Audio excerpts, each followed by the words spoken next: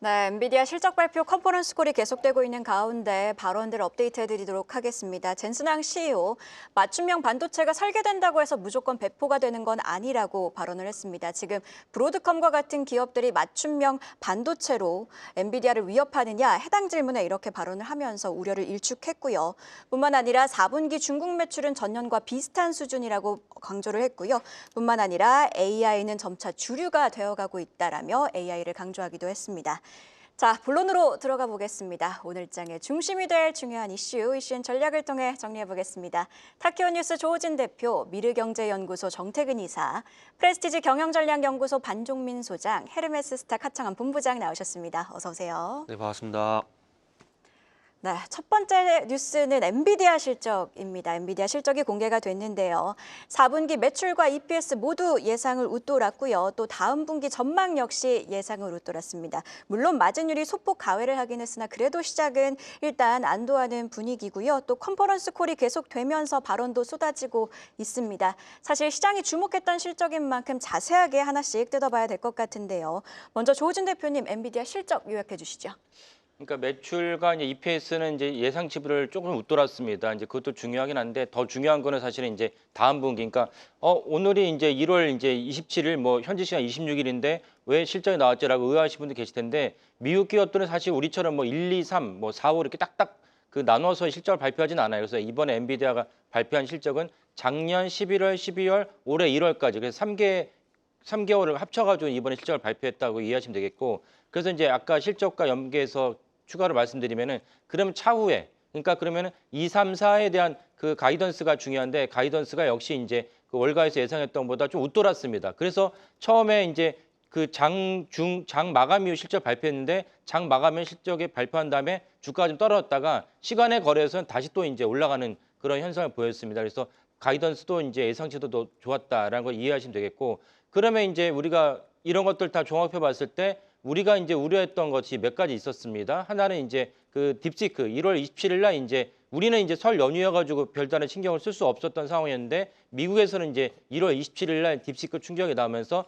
그때 이제 145달러 엔비디아 주가 145달러였던 것이 주가가 118달러, 참 이해할 수 없을 정도로 폭락을 했습니다. 폭락을 했고 우리도 이제 역시 연휴가 끝나자마자 1월 31일 날 이제 장 시작하면서 관련된 종목들이 이제 그 하락을 했습니다. 그 딥시크 충격이 있었느냐 없었느냐를 갖다가 이번 매출로 봐야 되는데 충격이 없었다라고 이제 보는 것이 타당하겠습니다. 그 이유는 무엇이냐면 사실상 이제 일반인들은 딥시크를 처음 접하지만 개발자들, 그러니까 이 엔비디아 관련된 이제 개발자들은 그 깃허브라는 그 사이트가 있는데 거기에 자기가 이제 개발한 것을 올리기도 하고 올렸던 개발 그 코딩에 대한 내용을 갖다가 비공개 해놓기도 하고 어떤 공개를 해놓기도 해요. 예, 그러니까 무슨 말이냐면은 이미 작년 하반기에 딥시크에서 어느 정도 알고 있었어요. 알고 있었음에도 불구하고 그 제일 중요한 것은 무엇이냐? 엔비디아가 중요한 것이 아니고 엔비디아의 고가의 칩을 수요로 하는 이제 마이크로소프트나 뭐 아마존이나 구글 등에서 여전히 이제 그 딥시크를 알고 있었음에도 불구하고 그 비싼 H백이나 B백을 갖다가 다 여전히 투자를 진행한다는 것이 중요합니다.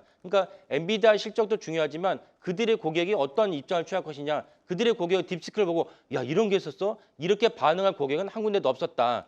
그런 점에서 사실 그날의 충격은 주가 하락은 이해할 수 없었다는 것을 여러분들이 좀 이해하시면 좋겠죠. 이건 아마 추가로 아마 더 조사해야 될 사안이라고 생각하는데, 그래서 사실은 딥시크 충격이 없었을 것이라고 예상했는데 이번에 실적 발표로 그것이 실제로 확증을 했다라고 된 이제 것인데, 이해하시면 되겠습니다. 그러니까 실적 충격은 없었다까지가 이번에 나온 거고 1분기 예. 전망까지도 좋다는 게 숫자로는 나온 겁니다. 예. 그런데 최근에 나오는 이 우려의 핵심은 뭐냐면은 예. 앞으로 AI 투자가 좀 줄어들게 되지 않을까. 왜냐하면 예. 사람들이 점점 엔비디아 같은 비싼 거 안 쓰고 딥시크 같은 거 쓸 수도 있지 않느냐라는 예. 거였고, 컨퍼런스 콜의 첫 번째 질문이 중요한데 이번에 첫 번째 질문 역시도 우려가 좀 반영된 질문이었거든요. 예. 그러면 대표님께서는 이번 실적이라든가 컨퍼런스 콜에서 나온 내용들이 이 AI 투자 우려를 좀 불식시킬 수 있고 그렇게 다 이게 기술주에 좋은 거니까 예. 그렇다고 보세요? 아니면 걱정스러운 부분이 있다고 보세요?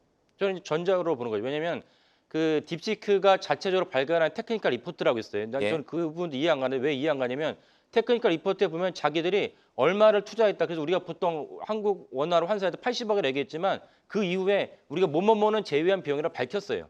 밝혔는데 그거를 모르고 썼는지 기사를 좀 이해가 안 가는데 어쨌든 분명히 밝혔거든요. 그러니까 거기에도 이미 그 자기들이 뭐뭐 썼다고 나와 있고, 그리고 이제 그 중국은 공식적으로 이제 H100은 못 들어가지만 H800은 들어가고 그다음에 H20은 들어가니까 그 전임 바이든 정부가 H800을 들어갔다가 야 이것도 안 되겠어. H800 못 들어가니까 그다음 하위 버전 H20은 들어가게 해줬거든요. 그러니까 그 딥시크는 공식적으로 우리는 H20 가죽을 만들었어라고 얘기하지만 그걸 아무도 안 믿어요. 이 분야의 전문가들은 그 있을 수 없는 일이라고 안 믿고 그 다음에 이제 나오는 얘기가 뭐냐면 딥시크가 자체로 H100을 갖고 5만 대를 갖다 썼다는 얘기가 나와요. 5만 대 어디서 나왔냐? 중국이 이제 음으로 양으로 그걸 미수입하거나 어떻게 해가지고 그걸 갖다가 그 딥시크에다 몰아준 거죠. 그 딥시크에 몰아줬던 얘기냐? 왜 딥시크를 총애하느냐? 사실은 그런 점에서 딥시크가 사실은 뉴스를 보셨겠지만은 창사하고 나서 3천억 원의 매출 올렸다. 미국, 중국 정부의 이제 예. 지원을 받아서 대단한 유착 관계를 보였다라는 것을 이해하시면 좋겠습니다. 요렇게까지 우리가 사실 확인을 한 다음에 그럼 이게 결국 우리 장에 어떤 영향을 미칠지를 좀 봐야 될 것 같아요. 반종민 소장님. 그러면은 지금까지 나온 내용들이라면은 오늘 증시에서 우리 반도체주 기대해봐도 좋을 정도일까요? 빠르게 기대하기보다는요, 좀 길게 보시는 전략이 굉장히 좀 필요할 것 같습니다. 네. 그래서 여기에 대한 변동성은 계속 좀 있을 수 있다라고 좀 체크를 하셔야 될 것 같고요. 결국에 이제 국내 산업과도 좀 밀접하게 좀 연관을 시켜야 되는데 전체적으로 좀 파악을 해보니까 1분기 때 메모리 반도체가 원래 이제 국내에서는 좀 비수기이기도 합니다. 그렇다 보니까 실제 1분기 때 실적에 대한 기대감은 좀 없을 수는 있기는 하지만 그렇다 하더라도 고부가 가치 중심에 대한 분위기가 계속 좀 연출이 되고 있기 때문에 오히려 지금 나쁘게 볼 필요는 아닐 것 같고 오히려 긍정적으로 좀 전망이 되고 있다 보시면 될 것 같고요. 결국은 이제 뭐 국내 반도체 SK하이닉스나 삼성자의 경우에는 HBM 실적에 따라 좀 많이 좌우될 수 있다는 점을 먼저 말씀을 드리겠습니다.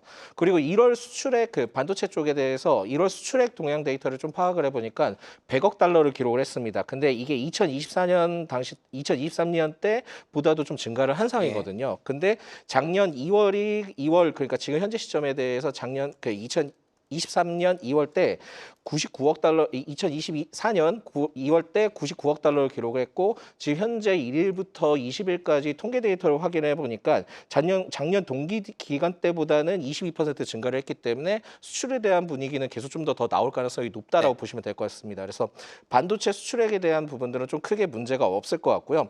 게다가 이제 중국 저가 공세를 통해서 좋지 못했던 범용 메모리 쪽이 그쪽도 가격도 이제 하반기 때 회복될 가능성을 좀 보일 수 있다라는 내용들이 있습니다. 예. 그래서 세트 쪽 메모리 재고 쪽을 좀 살펴보니까 재고 주수를 6주 안팎으로 좀 그게 이제 딱 나이스하다라고 좀 볼 수 있는데 지금 작년 하반기 때보다는 좀 많이 줄은 편입니다. 그래서 지금 현재 상황들을 봤을 때는 1분기 통틀어 한 10주 정도 수주를 예측을 하고 있고 이게 좀 더 이제 줄어들게 된다 한다면 그래도 범용 메모리 쪽에 대한 기대감도 아직까지 남아있다 보시면 될 것 같고요. 예. 이게 지금 감산에 대한 효과도 나오고 있고 디램에 대해서 이제 더 이상 지금 가격이 떨어지는 현상들을 보이지 않고 있기 때문에 기대감은 상당하다라는 말씀 드릴 수 있을 것 같고 낸드 쪽도 계속 좀 반등을 보이고 있습니다. 그래서 전체적으로는 이제 레거시 반도체나 이런 쪽에 대해서는 분위기는 그렇게 나쁘진 않은 상황이다. 여기에 또 엔비디아 같은 것들이 AI 투자 심리를 조금 더 끌어준다면은 주가는 지금보다 더 괜찮을 수 있지 않을까라는 긍정론이 더 많다. 예, 그래서 지금 상반기 때 이후까지는 그래도 올해 하반기까지는 분위기가 좀 더 좋을 가능성이 높기 때문에 예. 여기에서 투자 포인트를 잡을 때는 뭐 공격적으로 투자하기보다는 분할 매수 관점으로 좀 계속 이어가시는 게 좋을 것 같고요. 그만큼 이제 SK하이닉스와 삼성자의 경우에도 지금은 그 고부가 가치 중심에 있는 그 제품 쪽으로 많이 이제 진행을 하고 있다 보니까 여기에 대한 기대감도 있고 블랙의 시리즈에 대해서 매출이 계속 정도 반영이 된다 한다면 오히려 지금의 SK하이닉스 쪽의 분위기가 더 좋아질 수 있다는 점을 체크를 하셔야 될 것 같습니다. 다만 지금 아직까지 좀 리스크 우려적인 부분들이 남아 있는 게 뭐냐면 그 미국에 대한 이제 관세에 대한 우려도 아직까지 남아 있고요. 그리고 중국에 대해서 미국이 또 중국에 대한 수출 규제에 대해서 압박감을 좀 주게 된다 한다면 일부 여기에 따른 노이즈 때문에 그 주가가 이시로 좀 내려갈 가능성이 높습니다. 그렇기 때문에 이 두 가지 요소만 좀 해결된다 한다면은 그래도 좀 긍정적일 수 있지 않을까라고 볼 수 있는데 지금 당장 빠르게 해결되기보다는 좀 시간이 걸릴 수 있기 때문에 SK하이닉스와 삼성자의 경우에는 분할 매수 관점으로 좀 보시되 SK하이닉스 쪽이 좀 더 빠를 가능성이 높으니까 이 점을 좀 참고하시는 게 좋을 것 같고요. 그러면은 제가 여기서 하나만 더 질문 드릴게요. 이제 우리 큰 대장주한테 나쁜 심리는 없다 정도로, 그러니까 어느 정도 우려는 해소됐다라고 본다면 이제 좀 우리 관련주들 투자를 할 때 블랙엘이 지금 잘 팔리고 있다고 엔비디아가 얘기를 했으면 앞으로도 잘 팔릴 것 같다고 또 얘기를 하고 있으니까 블랙엘은 지금 발열 이슈이기 때문에 액신냉각 관련주들이 이 소식 들으면 좋아할 것 같거든요. 어떻게 보십니까? 이 이슈는 계속 나올 수 있습니다. 왜냐하면은 그 메모리 쪽이나 이런 쪽에 계속 좀 공정이 굉장히 좀 넓어지고 그 기술력이 이제 발전할수록 결국은 이제 그 발열 관련된 부분들을 잡기가 굉장히 좀 필요한 부분들이 있습니다. 그렇기 때문에 액식 냉각의 경우에는 지금은 계속 좀 관심을 가져주시면 좋을 것 같고요. 대표적으로 지금 그 굉장히 좀 부각되고 있는 기업들 중에 그 GS타라는 기업이 있기 때문에 GST에 네, 이 기업이 최근에 이제 이번 주 때 주가가 올랐으면서도 일부 좀 하락폭이나 조정폭을 보이진 않고 있습니다. 그래서 GST를 좀 더 관심을 갖고 접근해 보시면 좋지 않을까라는 말씀드립니다.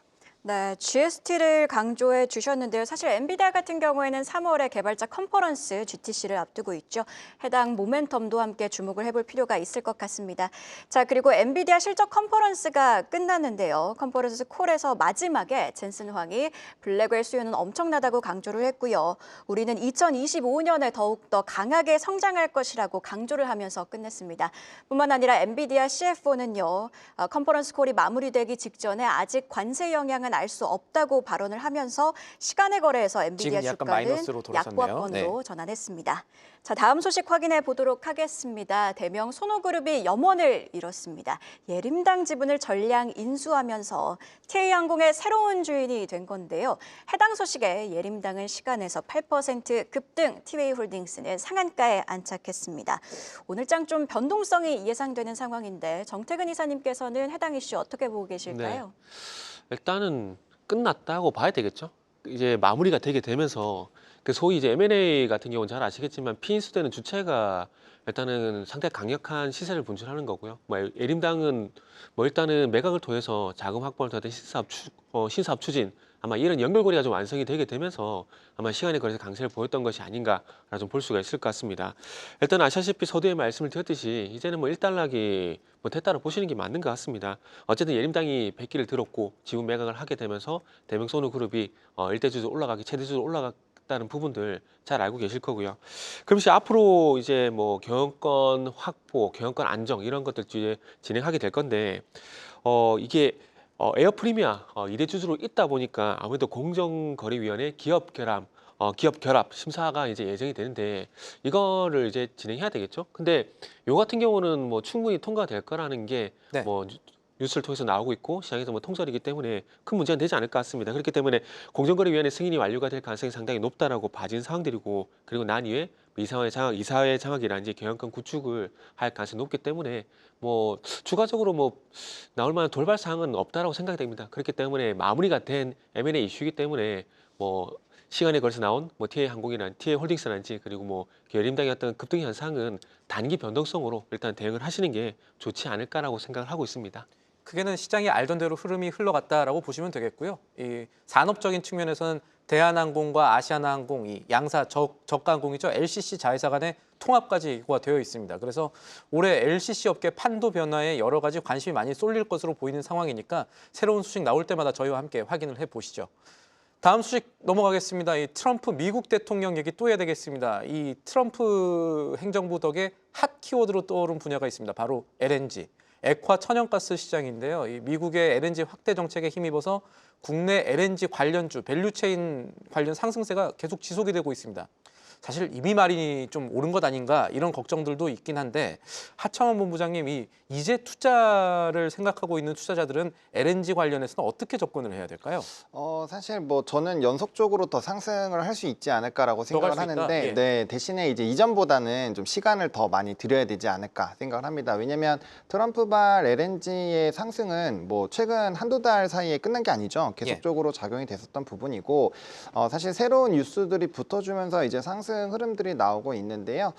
일단은 이 LNG 프로젝트가 26년도에 아마 좀 피크를 칠 확률이 굉장히 높기 때문에 적어도 올해 하반기 정도까지는 랠리가 나올 수 있지 않을까라고 생각을 합니다. 게다가 이제 최근에 미국 정부가 또 알래스카 관련된 부분에서 또 개발을 하려고 하고 있고 이게 비용이 많이 드는데 다른 나라들을 참여시켜서 이제 자기네들 비용은 좀 줄이려고 하고 있는 상황이거든요. 어쨌든 에너지 자원에 대한 좀 민감도가 상당히 높고 또 수출에 대해서 굉장히 확대를 하고 있는 기조가 유지가 되고 있기 때문에 예. 특히나 LNG선이나 피팅 이런 쪽은 상당히 좀 좋을 것 같고요. 또 쉘의 연례 보고서에서 이제 에너지원으로 천연가스가 상당히 좀 부각되지 않겠는가에 대한 이슈가 있었습니다. 사실 이제 미국 같은 경우는 원전이 생각보다 굉장히 적어요. 우리나라가 30기인데 미국이 54기밖에 안 되거든요. 그러니까 사실상 원전만으로 에너지를 다 충당하기 매우 힘들 것이고 추가적으로 전체적으로 이제 에너지원 쪽으로 그래도 잘 납품할 수 있는 게 천연가스로 좀 부각이 되고 있거든요. 그래서 그런 내용들이 또 부각이 되면 아무래도 수요도도 확대가 될 거고 다른 나라들도 단기간에 뭐 원전을 확 늘릴 수 있는 건 아니니까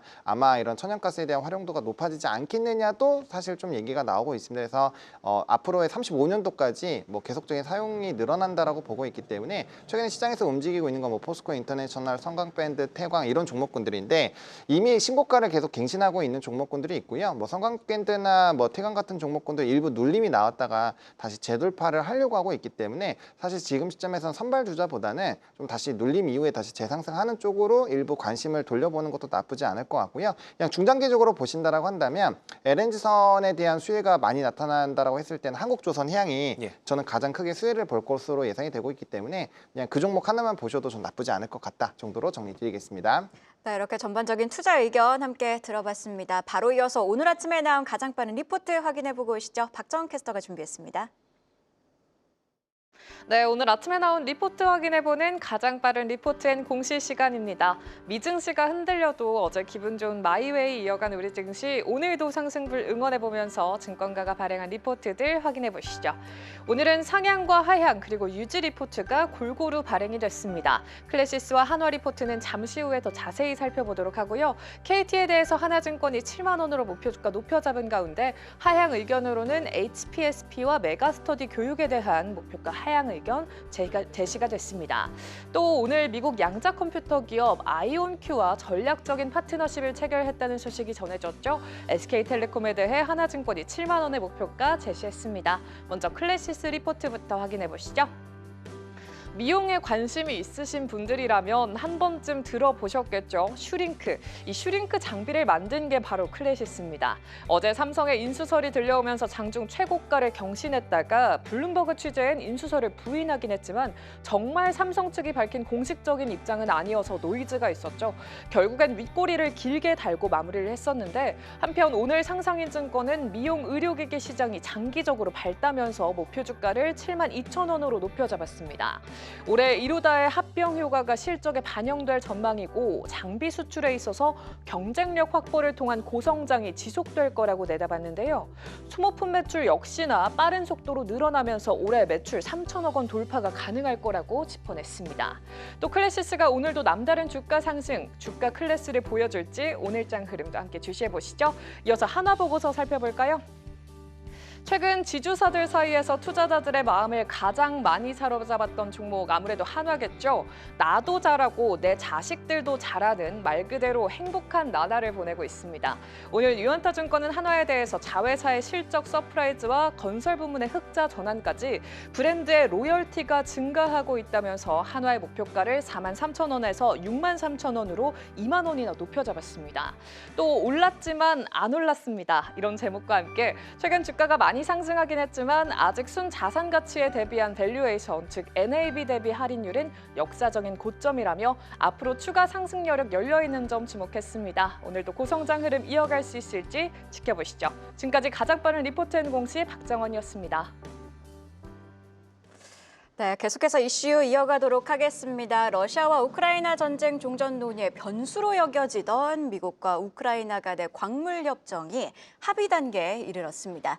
현재 시각으로 28일 공식 체결이 될 것으로 보이는 상황인데요. 해당 소식에 재건주와 화학주가 어제 일제히 급등을 했습니다. 조진 대표님, 투자 전략은 어떻게 세워야 될까요? 그러니까 이제 그 트럼프 대통령이 이제 그 유세 시절부터 내가 대통령이었으면 이거 빨리 종전시킬 수 있다 그렇게 얘기했는데 와 진짜 그렇게 막 윽박질러 가지고 뭐 젤렌스키를 뭐 독재자라고 어쩌고 하면서까지 그러니까요. 해가지고 이제 결국 젤렌스키를 이제 미국을 불러들여서 광물 협정을 체결할 것으로 보입니다. 이제 미국의 이제 명분은 뭐냐면은 너네 나라가 전쟁하는데 우리가 엄청난 돈을 줬으니까 이제 그만하고 종전하자. 그러면서 우리가 돈 준 만큼 우리도 뭔가 좀 거둬야겠다. 그게 광물 협정입니다. 그러니까 우크라이나가 갖고 있는 엄청난 이제 광물을 결국 이제 재건할 때 개발을 해서 이제 수익원을 삼겠는데 문제는 이제 미국의 트럼프 대통령이 거기에 대해서 50%를 이제 달라라는 것이 이제 지금 뉴스를 알려줬고 아마 그것 때문에 뭐 이렇게 씨름을 하다가 뭐 젤렌스키 대통령이 아마 수용한 것 같습니다. 그렇지 않으면 뭐 미국에 갈 일이 없겠죠.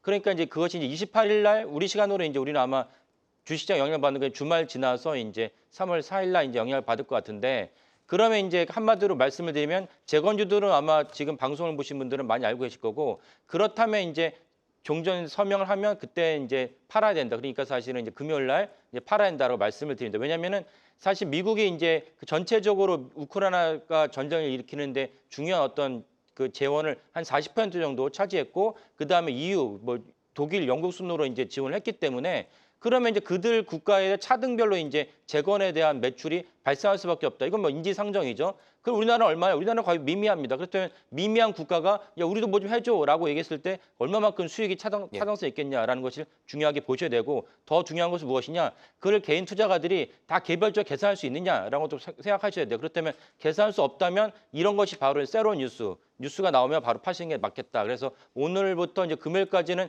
이 관련된 주가들 올라갈 가능성이 높지만 금요일 날 이제 오후 이제 들어서부터는 이제 파시는 게 낫겠다라고 제가 이제 권유해 드리는 것이고 그다음에 이거랑 무관하게 또 다른 것이 화학주는 다르거든요. 왜냐하면 화학주는 러시아 제재가 풀리면 이제 러시아에서 원유가 나오니까 그러니까 사실 트럼프 대통령이 이거를 노리고 이제 종전을 강력하게 밀어붙인 것으로 보입니다. 왜냐하면 러시아에서 원유가 나오면 국제유가가 지금도 사실 그 때문에 70달러 오갔던 국제유가 오늘도 60달러, 70달러 미만으로 떨어져서 그러면 더 하회할 가능성이 높고 이런 것 때문에 트럼프 대통령이 밀어붙인 건데 그렇다면 값싼 원유가 나오면은 국내산 이제 화학 관련된 종목들이 값싼 원유로 말미암아서 마진이 좀 좋아지지 않겠냐라는 전망이 있는데 이것도 사실은 뭐 그렇게 오래 갈 거라고 보지는 않지만 어쨌건 그런 맥락에서 화학주는 그래도 이제 다음 주 초반까지 갈 거라고 보고 그런 것을 맥락을 두 가지 종목을 접근해서 투자하시는 게 좋겠다라고 말씀드리고 지금 화면에 나온 것이 아까 말씀드린 러시아에 대한 우크라이나에 대한 그 전쟁을 치르면서 각 국가별로 지원하는 것이 나옵니다. 우리나라 없죠. 기타에 있습니다. 그러니까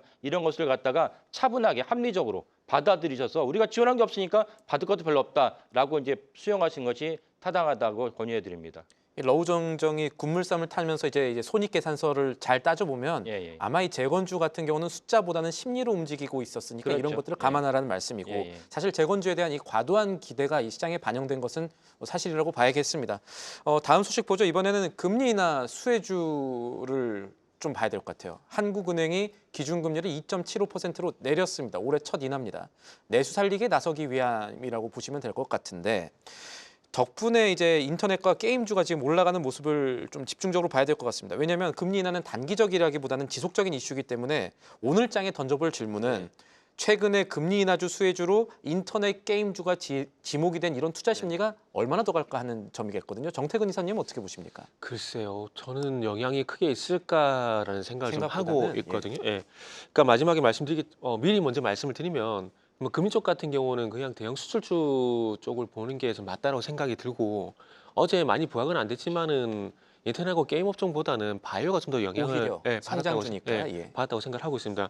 일단 뭐 성장주 개념도 있긴 하지만 이게 아시겠지만은 바이오 같은 경우는 뭐 임상의 신약 개발하게 되게 되면 대규모 자금이 들어가게 되잖아요. 뭐 자금이 들어가게 되면 거기에 관련된 어떤 조달 금리도 신경을 안 쓸 수가 없거든요. 그러다 보니까 바이오 같은 경우에는 당연히 금리 인하에 반응을 할 수밖에 없다는 생각을 하고 있고요. 그리고 저는 금리 인하였던 그 이유가 조금 다른데요. 내수보다는 수출 쪽으로 생각을 하고 있거든요. 왜냐하면은 작년 11월 달에 모두가 금리 동결을 예상했는데 그때 당시에 인하를 했어요. 인하를 하게 되면서 이창용 한국은행 총재가 이제 기자들과 했던 그 일문일답에서 무슨 얘기했었냐면은 금리 인하였던 요인의 수출도 반영이 됐다는 얘기를 했어요. 그러니까 어찌 보면은 총량적인 관점에서 봤을 때는 양적 성장 계속 이루어지고 있지만은 전년 동기 대비해서 수출의 어떤 성장폭이 둔화가 되고 있기 때문에 이 부분을 어쨌든 조금 이제 만회를 시켜주기 위해서 환율을 좀 조정한다 그런 얘기를 했었거든요. 그러면서 한국은행에서 공식적으로 1,400원대 이상의 고환율을 인정을 했습니다. 그래서 아마 앞으로 저 개인적인 생각이긴 하지만은 한국은행이 금리 인하를 하게 된다. 아마 환율을 볼 가능성이 저는 개인적으로 상당히 높다고 봅니다. 왜냐하면 작년 12월 달부터 공식적으로 이거는 뭐 이창용 한국은행 총재뿐만 아니라 그 모 국장과의 어떤 인터뷰에서도 마찬가지로 비슷한 발언을 했었거든요. 금리 인하 수출이 요인이 금리 인하였던 요인의 수출이었던 동향이 반영이 되고 있다는 공식적으로 인정한 부분들이 있기 때문에 낮아지면 이제 원화 가치에도 자장이 그쵸, 떨어지니까 우리가 수출하게 되는 값이 좀 낮아질 거고 네네. 그렇게 되면 반사적인 효과를 기업들은 좀 얻을 수 있지 않을까라는 지금 논리로 접근하신 그죠. 거예요. 예. 아무래도 GDP 이번에도 경제 성장률 1.5% 낮췄지 않습니까? 예. 근데 이게 결국 이제 수출 둔화가 큰 작용을 했거든요. 그렇기 때문에 수출 둔화로 했던 경제 성장률이 약화가 되는 것을 방어하기 위해서 환율을 적극적으로 활용하겠다. 이거는 뭐 공식적으로 표명했다고 보기 때문에 그런 측면에서 보게 된다라면은 차라리 반도체, 2차 전지, 바이오 뭐 이런 것들 쪽으로 보시는 게 차라리 낫다고 봐지고요. 그리고 짧게 이제 마무리하자면은 예. 어제 나왔던 게임과 인터넷 같은 경우는 뭐 어제는 인터넷 쪽 카카오가 강했었잖아요. 예. 요건 아마 오픈AI 이슈가 다시 반영이 됐다고 생각을 하고 있고요. 그리고 뭐 게임주 같은 경우는 뭐 STO 법제화 재시동 그리고 시프트에 배웠던 중국 진출 요게 좀 영향을 줬다고 생각하고 있습니다. 네, 어제 오른 인터넷과 게임 이슈는 금리 인하보다는 개별 이슈, 특히 카카오는 오픈AI 협력 이슈가 부각이 된 것 같다라는 의견 주셨는데요. 바로 이어서 섹터 전략으로 이어가 보도록 할 텐데요. 마침 반종민 소장님께서 카카오 그룹주를 가지고 오셨습니다. 카카오가 오픈AI와의 협력 기대감이 퍼지면서 어제 언급을 해주신 것처럼 그룹주 전반에 매기가 쏠렸는데요. 자, 궁금한 건 많이 올랐는데 지금 들어가도 괜찮을 것인가? 일 것 같고요. 또 그렇다면 어떤 그룹주를 봐야 되느냐? 일 것 같은데 어떻게 보시나요? 예, 일단 뭐 카카오 그룹주 하면 여러 가지 있죠. 그래서 카카오, 카카오뱅크, 카카오페이 그리고 뭐 카카오 게임즈도 있고요. 심지어는 SM도 있긴 한데 SM은 좀 결이 다니니까 좀 뺐다라는 말씀을 드리겠고요. 카카오 게임즈 빼고는 카카오나 카카오페이, 카카오뱅크의 경우에는 상승 여력은 좀 있는 것 같습니다. 그래서 오히려 지금은 이 세 기업들의 경우에는 계속 좀 관심을 가져보시는 게 좋지 않을까라는 말씀을 드리겠습니다. 특히 이제 카카오뱅크와 카카오페이의 경우에는 이달 들어서 계속 주가가 올라가고 있습니다. 근데 여기에 대한 좀 내용들을 좀 체크를 했을 때 금융기술 관련된 오픈AI 협력을 하는 것이 이제 카카오뱅크거든요. 그런데 여기에 대해서 추가적으로 주주환원 정책까지 좀 포함이 되어 있다 보니까 분위기가 계속 좀 좋게 연출이 되고 있고 심지어 뭐 기관과 외국인의 동반 순매수세가 계속 좀 유입이 되고 있기 때문에 수급적인 형태를 봤을 때는 굉장히 좀 긍정적이다라는 말씀을 드리겠고요. 카카오페이의 경우에는 휴대폰 결제 사업에 대해서 진출하는 것도 있긴 하지만 자회사 증권과 관련된 본업인 결제 부분에서도 성장이 좀 예상이 됩니다. 그래서 금리 인하 시기 때 지금 그 내용들을 봤을 때는 증권주의 경우에도 굉장히 좀 부각될 수 있거든요. 그렇다 보니까 자회사를 통한 부분들이 긍정적으로 좀 연출이 될 수 있을 것 같고 올해 흑자 전환에 대한 기대감도 또 연출이 되는데 역시 카카오뱅크와 똑같이 수급적인 형태가 굉장히 좀 긍정적이다라는 말씀을 드리겠습니다. 카카오의 경우는 상반기 출시 예정인 뭐 카나나도 있기는 하지만 이게 지금 오픈 AI 협력을 통해서도 AI 에이전트를 좀 개발을 한다라고 얘기 나오고 있거든요. 그렇지만 뭐 카나다에 대해서는 저는 그렇게 크게 기대는 하진 않고 있고요. 그렇다 보니까 여기에 대한 기대감은 좀 내려놓는 게 좋을 것 같고 오히려 작년 12월 때 이 카카오가 주가 상승했던 이력들을 좀 살펴보셔야 될 겁니다. 예. 그렇기 때문에 그때 당시 때는 뭐 정치적인 요소에 따라 좀 변동성을 보였다 보니까 이 흐름들이 좀 더 유지될 가능성도 생각을 하셔야 되기 때문에 카카오의 경우에도 긍정적으로 좀 연출이 될 수 있을 것 같다라는 말씀을 드리겠고요. 마지막으로 카카오 게임즈의 경우에는 지금은 매출이 2022년 이후로부터 계속 줄고 있습니다. 그래서 신규 관련된 게임 플랫폼이 나온다 하더라도 매출이 반영되지 않는 이상은 그렇게 뭐 성장에 대한 기대감을 보이기 어렵기 때문에 카카오 게임즈의 경우에는 대한 기대감이 있기는 하지만 그렇다 하더라도 상승은 제한적일 수 있고요. 오히려 안 갈 수도 있다는 점도 같이 좀 체크를 하셔야 될 것 같고 신작에 대한 지연 부분들도 있기 때문에 오히려 카카오 게임즈는 나중에 좀 체크를 하신 다음에 보시면 좋지 않을까라는 말씀드립니다. 네. 마지막으로 하창환 본부장과 함께 오늘 개장 전 체크해야 될 포인트까지 정리해 보도록 하겠습니다. 네, 일단은 야간 선물이 마이너스 0.11%로 마무리가 됐고 엔비디아도 사실 뭐 올라가다가 약보합권으로 좀 마무리가 됐기 때문에 증시의 방향성은 사실 뭔가 지수에서의 큰 변화가 나오기보다는 산업별 대응 그리고 이제 이슈별 대응으로 좀 넘어가지 않을까라고 보입니다. 그래서 이슈가 좀 있는 것들을 잘 체크를 해보셔야 되는데 일단 첫 번째로 미국 증시가 뭐 비스트라 에너지라든지 뭐 컨스텔레이션 에너지, 제노바 뭐 이런 쪽이 강하게 움직였습니다.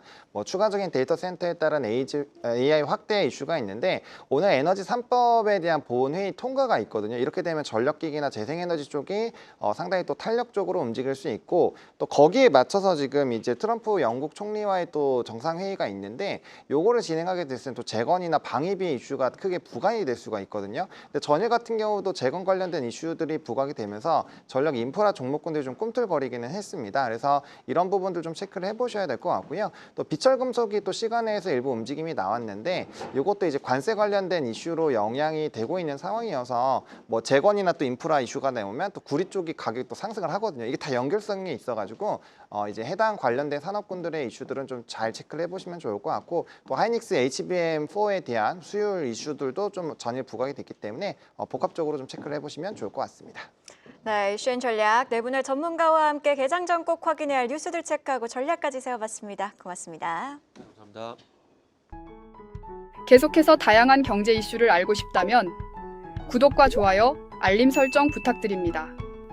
AI 캐스터 권미정이었습니다.